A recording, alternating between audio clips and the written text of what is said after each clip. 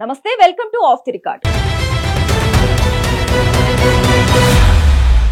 Operation Sindoor తో భూభాగంలో వేటికి డ్యామేజ్ కాలేదు. పైగా ఆపరేషన్ బన్యల్ ఉల్ మార్సుస్ తో కౌంటర్ ఆపరేషన్ చేసి భారత యుద్ధ విమానాలను నేలకూల్చాం. ఇది ఇప్పటికీ పాకిస్తాన్ చెబుతున్న మాట.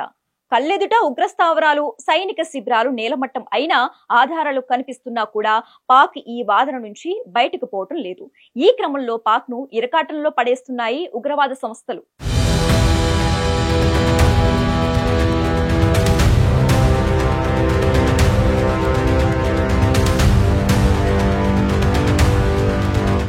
పాకిస్తాన్ కేంద్రంగా పనిచేస్తున్న ఉగ్రవాద సంస్థల గుట్టు ఒక్కొక్కటిగా రట్టవుతోంది. కొన్ని రోజుల క్రితం జైషే మహమ్మద్ కమాండర్ భారత సైన్యం దాడుల గురించి నిజాలు వెల్లడించగా తాజాగా లష్కరే తోయిబా వంతొచ్చింది. భారత సైన్యం జరిపిన ఆపరేషన్ సింధూర్ దాడిలో తమ ప్రధాన స్థావరం పూర్తిగా ధ్వంసమైందని లష్కరే కమాండర్ ఖాసిం స్వయంగా అంగీకరించడం సంచలనం సృష్టిస్తోంది. అందుకు సంబంధించిన వీడియో సోషల్ మీడియాలో వైరల్ కావడంతో పాకిస్తాన్ మరోసారి అంతర్జాతీయంగా ఇరకాటంలో పడింది.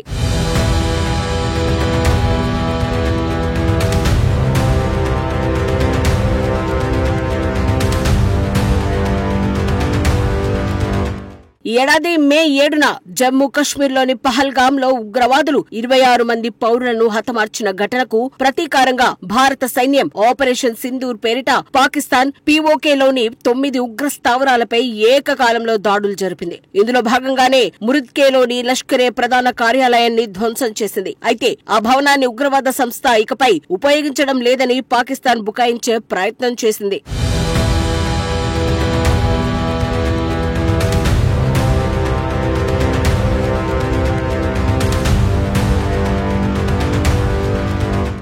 ఇక సోషల్ మీడియాలో విస్తృతంగా ప్రచారమవుతున్న ఓ వీడియోలో లష్కరే కమాండర్ ఖాసిం పాకిస్తాన్ లోని మురత్కేలో నిర్మాణంలో ఉన్న ఒక ప్రదేశం ముందు నిలబడి మాట్లాడాడు. భారత్ జరిపిన దాడిలో ధ్వంసమైన మర్కజ్ తైబా శిథిలాలపై తాను నిలబడి ఉన్నానని, దీని పునర్నిర్మాణ ప్రక్రియ కొనసాగుతోందని అన్నాడు. దేవుడి దయతో ఈ మసీదును మునుపటి కంటే పెద్దదిగా నిర్మిస్తామని తెలిపాడు. గతంలో ఈ స్థావరంలో ఎందరో ముజాహిద్దీన్లు, తాలిబన్లు శిక్షణ పొంది విజయం సాధించారని కూడా ఖాసిం అంగీకరించాడు.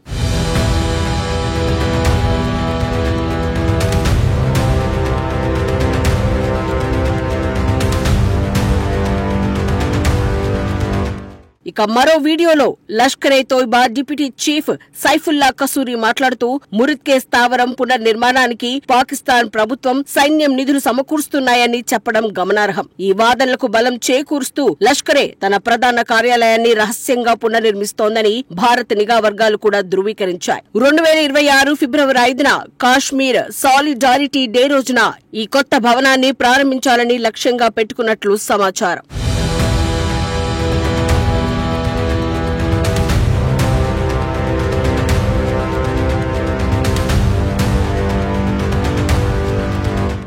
గతంలో జైషే మహమ్మద్ కమాండర్ మసూద్ ఇలియాస్ కాశ్మీరీ కూడా ఇలాగే ఒక వీడియోలో మాట్లాడుతూ బహవల్పూర్ పై జరిగిన దాడుల్లో జేఈఎం చీఫ్ మసూద్ అజార్ కుటుంబం చిన్నాభిన్నమైందని అంగీకరించాడు. ఆపరేషన్ సింధూర్ లో చనిపోయిన వారి అంత్యక్రియలకు పాక్ ఆర్మీ చీఫ్ అసిం మునీర్ స్వయంగా జనరల్స్ ను పంపారని కూడా అతను తెలిపాడు. ఇలా ఉగ్రవాదులే స్వయంగా నిజాలు బయటపెడుతూ ఉండటంతో ఉగ్రవాదానికి అండగా నిలుస్తున్న పాకిస్తాన్ వైఖరి మరోసారి బహిర్గతమైంది.